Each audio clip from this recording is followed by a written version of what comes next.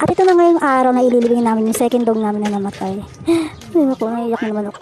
Nagpatulong na nga ako dito sa aking katukayo na maghukay para mas mabilis kami makatapos. Siyempre, itong laking katawan ko dito, diba? Kaya ko. At may nahukay nga pala siya. Akala ko naman ginto. Instant engineer sana. At dito nga pala sa kanilang garden. Wow, garden.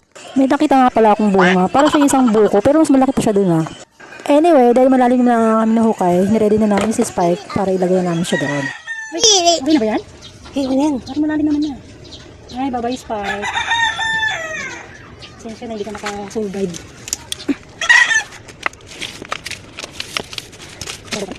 Magmadali na nga ako dito kasi malapit na mag-alas 12. Magsusunod na ako ng aking estudyante.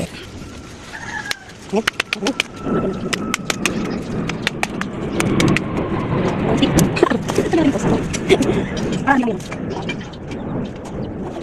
Gagawin mo. Ano yan? Okay ko na magparin.